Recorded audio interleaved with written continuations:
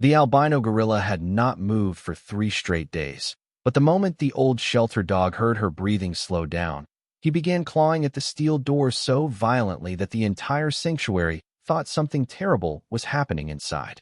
Rain hammered against the roof of Silver Creek Wildlife Sanctuary just outside Portland, Oregon, while emergency backup lights flickered through the long concrete hallways of the primate wing. Most of the staff had already gone home after the storm knocked out power across half the property, leaving only night supervisor Megan Brooks and senior veterinarian Dr. Carter Hayes monitoring the animals through the evening.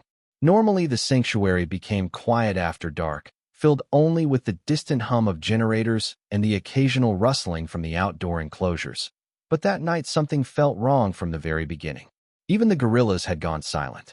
At the far end of the medical isolation unit, behind 2 locked security gates and thick reinforced glass, Luna lay curled against the wall of her enclosure beneath a dim red heat lamp.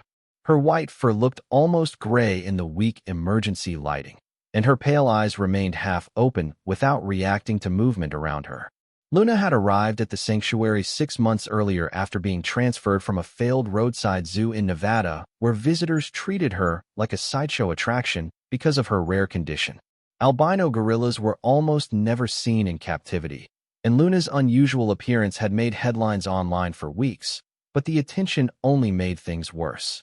She became withdrawn, stopped interacting with other gorillas, and eventually refused food entirely. Dr. Hayes had tried everything: specialized diets, behavioral therapy, new habitats, different social introductions. Nothing worked. Over time, Luna stopped looking at people altogether, as if she had decided the world outside her enclosure no longer existed. Earlier that afternoon, her condition had suddenly declined. Her breathing became shallow, her pulse weakened, and she refused water for the first time since arriving. Dr. Hayes quietly told Megan they might not make it through the weekend with her. But what disturbed him most was not Luna's condition. It was the strange behavior coming from Buddy, the sanctuary's aging rescue dog.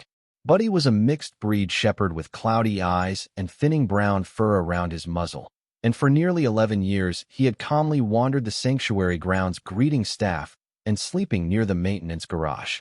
Nothing ever rattled him. Thunderstorms didn't bother him. Medical emergencies didn't bother him. Even the larger predators ignored him. But the second Luna's heart monitor began slowing earlier that evening, Buddy suddenly changed. He started pacing outside the primate building, whining low in his throat while staring directly at Luna's isolation wing. When Megan tried leading him away, he refused to move. Minutes later, the dog began scratching frantically at the locked hallway door, letting out deep panicked cries that echoed through the concrete corridors. "What is wrong with him tonight?" Megan whispered nervously as Buddy slammed his body against the door again. Dr. Hayes frowned while checking Luna's monitor through the glass. "I've never seen him act like this before." Then the power flickered once more. Every light in the hallway blinked black for 2 terrifying seconds. Somewhere inside the isolation room, Luna suddenly lifted her head for the first time in days. And at that exact moment, Buddy stopped barking completely, stared into the darkness beyond the glass, and let out a soft cry that sounded almost human. The room was silent except for the occasional hum of the backup generator, but the stillness did not bring comfort. Luna remained curled against the cold concrete floor, her limbs drawn in as if trying to make herself disappear from the world. Her wide, pale eyes, normally reflective pools of intelligence, stared blankly at nothing, hinting at the weight of isolation she had endured for weeks. The albino gorilla had grown accustomed to being ignored, avoided even by the other gorillas, who seemed almost instinctively unsettled by her rare coloring. Each day in the enclosure had become a repetitive cycle of small movements and long pauses, her appetite waning to the point that even the enriched diets carefully prepared by Dr. Hayes went untouched. Megan Brooks quietly observed from the edge of the observation corridor, notebook in hand, noting the subtle irregularities in Luna's posture and breathing. It was not just physical weakness that concerned her, but the deep, visible loneliness etched into Luna's face, the subtle quiver of her lower lip when she occasionally looked toward the corner where sunlight used to hit the floor, a place that no longer felt safe or inviting. The isolation had stripped away almost every familiar comfort, and even the gentle scent of the nearby flowering shrubs, which Luna used to investigate curiously, seemed to go unnoticed. Her breathing was uneven, shallow, and sometimes punctuated with faint sighs that carried a note of resignation, as if she had accepted that no one would come to check on her or care for her today. Megan gently whispered Luna's name, hoping that the familiar tone would break through the fog of despondency. But Luna's head barely shifted, and when it did, it was a fraction of a degree, almost imperceptible. Dr. Hayes adjusted the monitor settings and leaned closer to the glass, noting the slight irregularity in her heartbeat that had begun to appear earlier in the evening. He spoke softly to Megan, not to startle Luna. She is not just weak. She is giving up. Despite the clinical detachment, the words carried the heavy weight of worry, highlighting the fragility of Luna's emotional and physical state. The subtle play of shadows from the dim emergency lights cast over her white fur made her seem smaller, more fragile than she truly was, as if the room itself were conspiring to emphasize her vulnerability. Then, without warning, a faint sound drifted from the far end of the hallway. It was not the usual bark or rustle from the sanctuary grounds, but a quiet, persistent tapping that grew steadily louder. Megan glanced at Dr. Hayes. Uncertainty and tension mirrored in her eyes. The sound seemed out of place in the sterile silence of the isolation wing. Luna's ears twitched slightly, the only sign that she had noticed anything, but her eyes remained distant, filled with a mixture of confusion and weary alertness. Something was changing. The air felt charged with expectation, subtle yet unmistakable, and for the first time that evening, Luna's posture shifted just enough to suggest that even in her despair, a spark of awareness lingered. Megan held her breath, unsure whether this was the result of fatigue or the approach of something entirely unexpected. The tapping grew steadily, echoing against the concrete walls, and for a fleeting moment, the entire sanctuary seemed suspended in anticipation, teetering on the edge between quiet despair and the possibility of a startling, unanticipated event. For the next hour, Luna began performing small, unpredictable gestures that neither Megan nor Dr. Hayes had ever witnessed before. She reached out with one long, pale arm and dragged a pile of blankets across the enclosure, folding them over herself in precise, repetitive motions as if attempting to create a hidden space. Then she would abruptly lift her head, sniff the air intensely, and crawl to a corner of the enclosure to tap a single finger against the wall, pausing as if listening for a response, then return to the blankets. The behavior escalated in subtle but unmistakable ways. She began rearranging objects in almost ritualistic patterns, moving logs, leaves, and even small pieces of enrichment toys into circular arrangements. Each motion was deliberate, yet fleetingly incomplete, as though she was trying to communicate something beyond what could be seen. Buddy, still positioned near the doorway, tilted his head and let out occasional low whines, clearly reacting to Luna's movements. But there was a new tension in his posture that Megan had never observed before. Dr. Hayes squinted through the glass, noting how Luna's breathing had quickened and her muscles tensed during these peculiar actions, a stark contrast to her previous lethargy.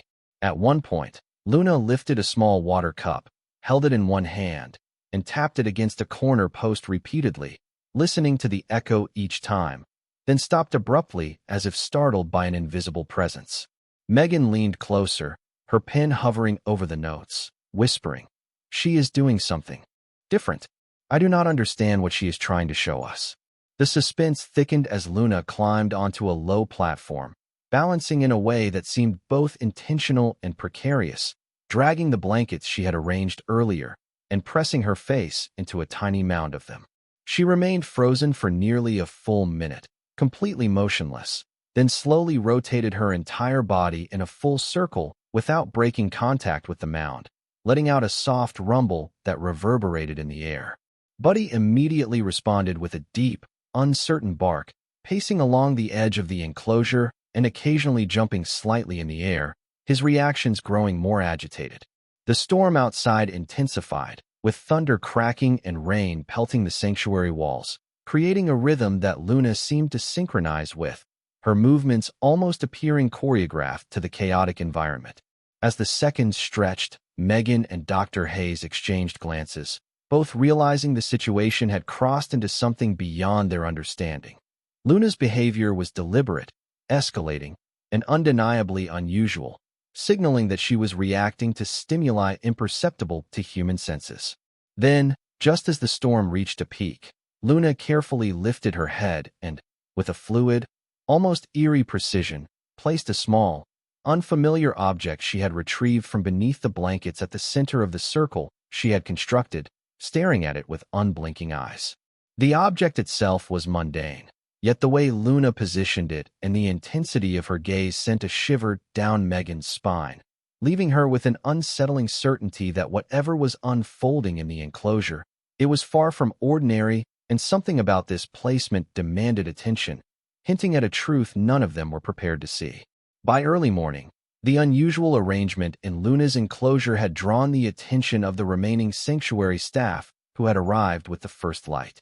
Megan Brooks had been taking notes on Luna's increasingly peculiar behaviors when Dr. Carter Hayes entered the observation corridor, frowning as he assessed the scene.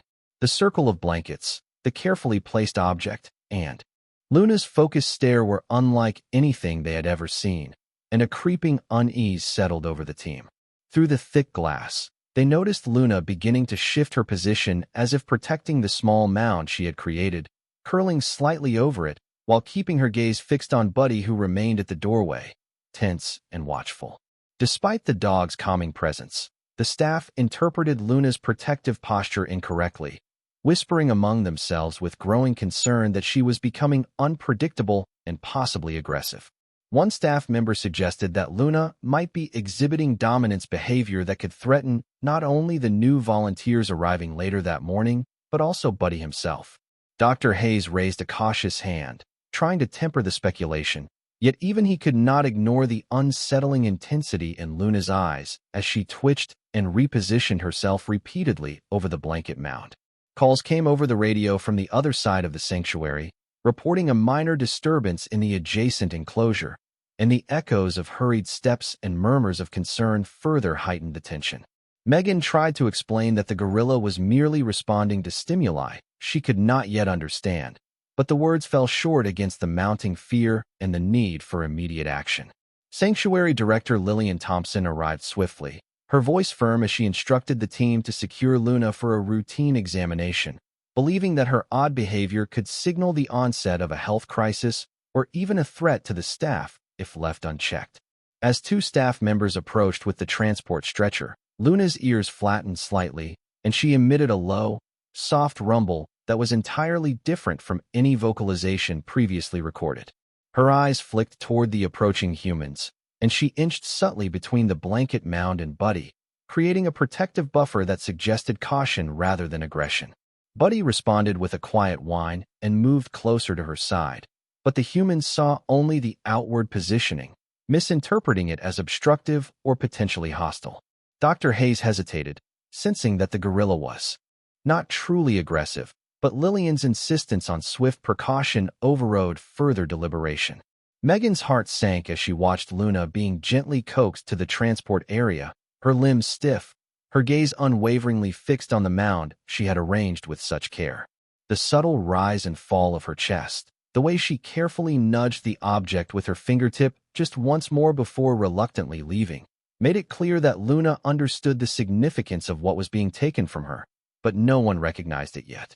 Buddy let out a soft bark, stepping forward as if to intervene, but was pulled back by Megan, his ears back and his tail low, a silent signal of concern that went unnoticed by the rest. As the transport team prepared the enclosure gate, a faint, deliberate tap against the glass by Luna, so precise, so intentional, caught Megan's attention and sent a shiver down her spine, suggesting a hidden message or plea that none of the humans could fully interpret. In that moment, the staff made the decision to move Luna, unaware that in doing so they were about to remove not only her physical comfort, but also the fragile sense of security and purpose she had carved out for herself in the long, lonely night. As Luna was gently guided into the temporary transport pen, Megan Brooks lingered behind the moving team, her eyes scanning the enclosure one last time. Amid the rush and careful coordination, a subtle movement caught her attention. A small, folded piece of bark wedged beneath the blankets Luna had been organizing slightly charred at one edge as though it had been touched to a heat source. Megan crouched, carefully retrieving it without alerting the other staff, noticing that Luna's previously calculated circular patterns of logs and leaves had shifted slightly around the tiny object, almost as if she had arranged it with deliberate precision before being led away. She turned it over in her hands, examining the delicate burn mark, and a faint, sweet scent, earthy yet oddly familiar, lingered. It was not something typically found in a gorilla enclosure, nor had any enrichment activity been scheduled that day involving bark or scent. Dr. Hayes, stepping close behind her, frowned and asked softly, "What do you have there?" Megan showed him the piece, explaining how it had been tucked deliberately under the blankets, noting Luna's careful attention to its placement. He tilted his head, squinting as he examined the charred edge, and for the first time that evening, his furrowed brows eased slightly into a look of curiosity rather than concern. This does not seem random," he muttered, voice low, almost to himself. Megan nodded, her mind racing with possibilities. Could Luna have been signaling something with this small object, something meaningful that had been misinterpreted as erratic or aggressive? The faint aroma reminded her of the wooden workbench in the sanctuary's main tool shed, where Buddy often spent his mornings before the storm hit, carrying small twigs and chewed bark as he explored.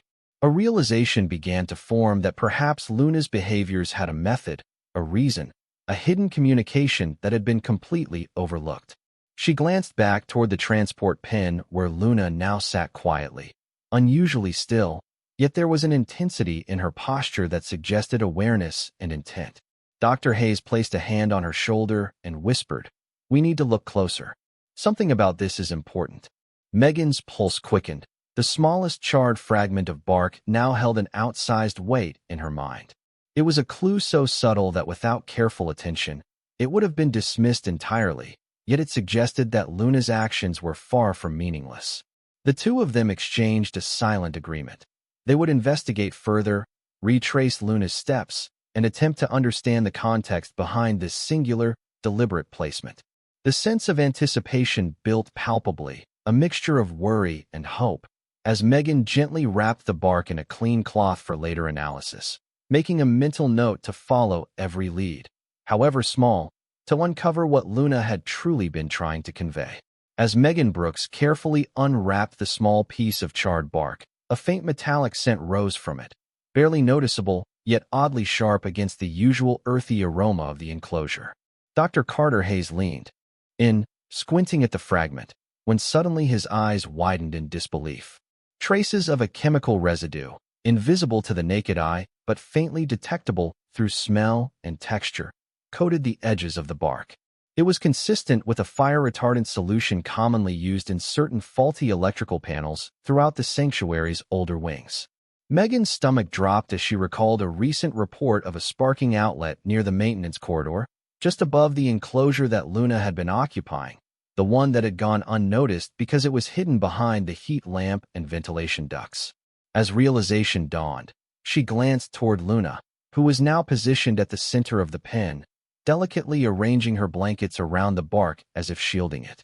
The pieces clicked into place in Megan's mind. Luna's unusual circular patterns, the careful placement of logs and leaves, the precise nudges and taps, the focused protection of that one charred fragment. Luna had been signaling danger. She had recognized the faint odor of electrical smoke earlier, long before any human detected it, and she had been trying to create a safe zone, an early warning to prevent a catastrophic accident. Dr. Hayes turned pale, eyes fixed on the gorilla, understanding that every movement he had misread as random, obsessive, or aggressive was actually an intentional act of protection, a silent, desperate effort to safeguard herself, Buddy, and potentially anyone who might enter the enclosure. Megan's voice caught in her throat as she whispered. She knew. She was trying to protect us. Buddy, sensing the same urgency, circled closer to Luna, his whines now seeming like confirmation, a signal echoing her intent. The storm outside had calmed, yet the tension inside the sanctuary escalated to an almost unbearable level as they realized how completely wrong they had been. Luna's quiet, meticulous actions had been misunderstood as erratic behavior, leading to the preparation of a potentially harmful intervention against her. The weight of the misjudgment pressed on everyone present.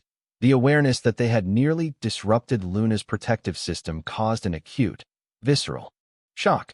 Megan, holding the bark, slowly raised her gaze to Dr. Hayes, both of them frozen in silent awe at the intelligence and foresight displayed by the albino gorilla. In that moment, the sanctuary team understood that Luna was not the problem. They had been blind to the signals, misreading caution and care as chaos. The enormity of the realization left them literally speechless as they watched Luna gently rearrange her blankets one final time, ensuring the bark was fully shielded, a tiny, urgent gesture that encapsulated a complex intelligence and a profound instinct to protect. The room seemed to hold its breath, every heartbeat loud in the silence, as Dr. Hayes finally whispered, trembling, "We almost made a terrible mistake. She was warning us all along." Megan could only nod, frozen, as the magnitude of Luna's foresight and the full extent of their misunderstanding settled over the sanctuary like a heavy, awe-inspiring wave. As the magnitude of the revelation settled over Silver Creek Wildlife Sanctuary, Megan Brooks could not stop the tremor in her hands. She crouched near the transport pen, eyes fixed on Luna, who was carefully arranging her blankets around the charred bark, the very object that had revealed the gorilla's protective instincts. Every prior behavior that had seemed perplexing or troublesome now unfurled with new clarity in her mind. The repetitive dragging of leaves, the tapping of fingers against the walls, the slow circling and precise placement of objects, all had been deliberate signals, a silent language of warning. Dr. Carter Hayes, standing just behind her, ran a hand through his hair, his jaw tight with a mixture of disbelief and regret, each detail replaying in his mind with painful clarity. He remembered the low, measured rumbles Luna had made that they had misread as agitation, the way she had shifted protectively over the blanket mound, the subtle adjustments she had made in response to environmental changes that had seemed inconsequential at the time.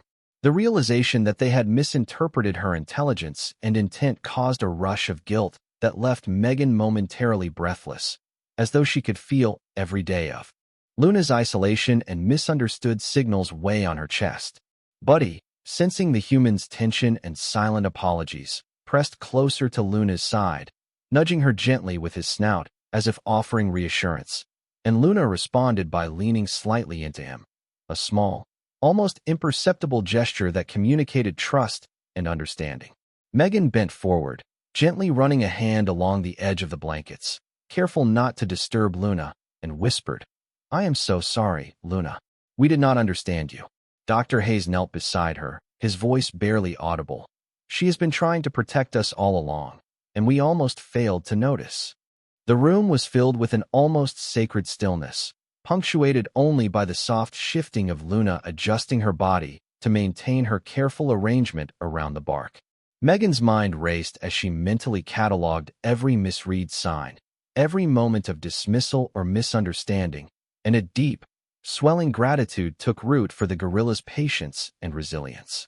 Even in her frailty, Luna had orchestrated her environment with foresight, ensuring that the humans would eventually discover the hidden threat before disaster could strike.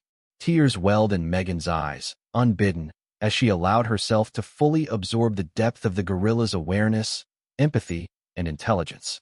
Dr. Hayes' normally composed face was streaked with moisture, his lips pressed tightly as he struggled to regain control, each inhalation heavy with remorse and awe. Megan gently lifted the charred bark, careful not to disturb Luna's careful nesting of objects, and murmured, "We need to make this right."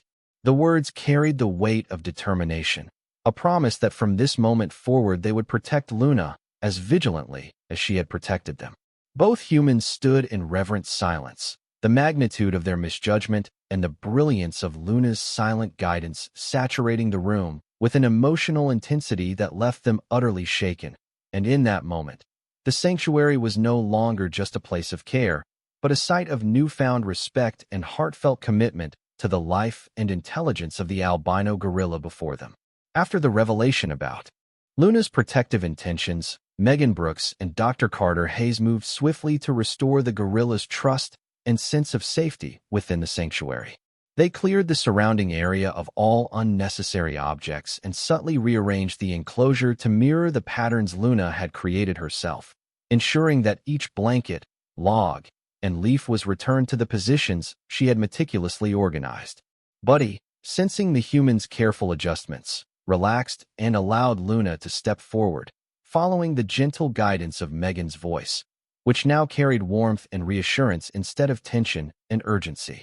The staff introduced a new layer of sensory enrichment designed to acknowledge Luna's intelligence, placing safe, textured items that she could manipulate and use to communicate further without fear of misunderstanding, creating a subtle interplay of control and comfort that the gorilla had lacked for months.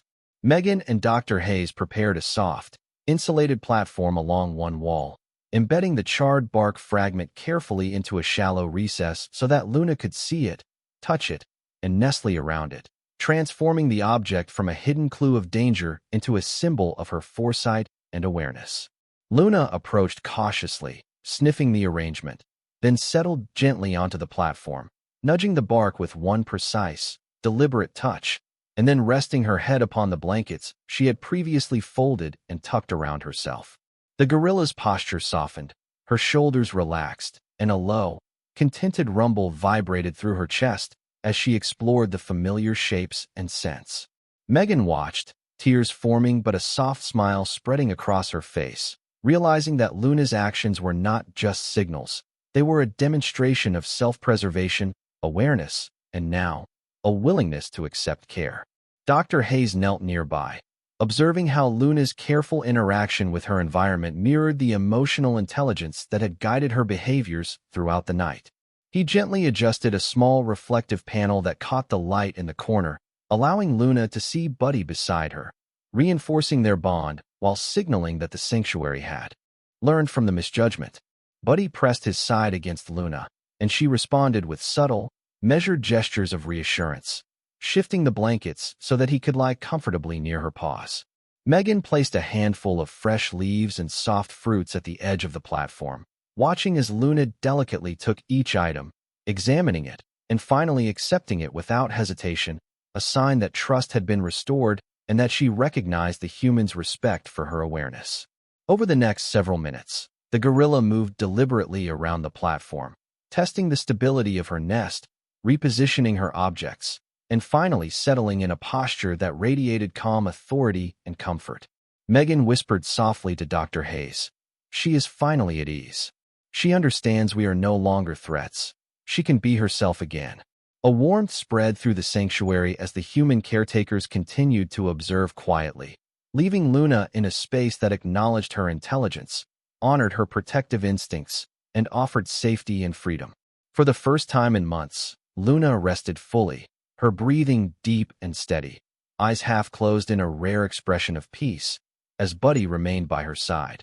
The two of them quietly sharing the sanctuary's renewed atmosphere of trust, care, and unspoken understanding that the danger was gone and her efforts had been recognized. Days passed at Silver Creek Wildlife Sanctuary, and a sense of quiet fulfillment settled over the primate wing. Luna, once isolated and frail, now moved through her enclosure with calm deliberation, occasionally pausing to inspect the patterns she had created or to brush her hands over the familiar textures of her blankets and logs. Buddy remained steadfast at her side, no longer merely a companion but a witness to her restored confidence, lying beside the platform as she adjusted and explored her surroundings with a measured, peaceful energy. Megan Brooks and Dr. Carter Hayes often sat nearby, observing silently, allowing Luna the autonomy she had earned while noting each subtle interaction and gesture. The charred bark, once a small, mysterious object that had prompted suspicion and confusion, now rested prominently in the center of her carefully arranged nest, a quiet monument to the intelligence and foresight she had displayed. Sunlight streamed through the sanctuary windows, casting a warm glow over the concrete floor and highlighting the pale fur of the albino gorilla as she leaned gently against a low perch, eyes half closed in a rare expression of serene attentiveness. Occasionally, she would reach out to nudge Buddy softly, a brief motion that seemed to convey gratitude and recognition rather than need or instruction, and the dog would respond with a slow, approving wag of his tail, a wordless affirmation of the bond forged through mutual awareness and understanding. Dr. Hayes finally spoke, voice low and reverent. She has taught us to pay attention, to notice the subtle, to respect what we do not immediately comprehend. And Megan nodded, tears forming not from sorrow, but from the overwhelming warmth of acknowledgement and respect. Across the enclosure, Luna's deliberate movements and the quiet focus with which she rearranged her blankets and objects became a meditative ritual, one that the staff came to see not as eccentricity, but as the embodiment of trust and resilience, a silent story told in gestures and placements rather than words. Visitors observing from the raised walkway noticed the careful balance and intention in each of Luna's actions, some whispering in awe as they glimpsed the intelligence and sensitivity that had guided her through days of uncertainty. Buddy occasionally barked softly, a playful yet protective signal that drew Luna's attention, prompting small, measured responses that reflected both comfort and confidence, reinforcing the sanctuary's renewed sense of harmony. Megan walked along the edge of the enclosure, noting the way sunlight caught the strands of Luna's white fur and illuminated her pale, intelligent eyes, reflecting a depth of perception that had almost been misunderstood. The morning air carried the scent of nearby pine trees, subtle yet grounding, and Luna responded to it with gentle stretches and soft rumbles, settling fully into her space, her body relaxed and her movements slow and assured. In the final moments before the observation team left for the day, Luna rose to her feet, paused at the center of the enclosure where the charred bark rested, and with a careful, deliberate motion placed a single hand upon it, holding it briefly before stepping back and settling comfortably beside Buddy, eyes closing in a peaceful expression that spoke volumes of understanding and mutual respect. Dr. Hayes exhaled deeply, Megan's hand resting on the glass as she watched Luna for a long moment, and in the shared silence, it became unmistakably clear that the gorilla was no longer alone, no longer misunderstood, and had at last achieved a sense of safety and acknowledgement that transcended words. In that stillness, the sanctuary itself seemed to breathe easier, the lesson of attention and care lingering in the air, and as Luna lay content beside Buddy, one thought echoed silently among the humans who had witnessed the transformation. Sometimes the smallest gestures hold the greatest truth.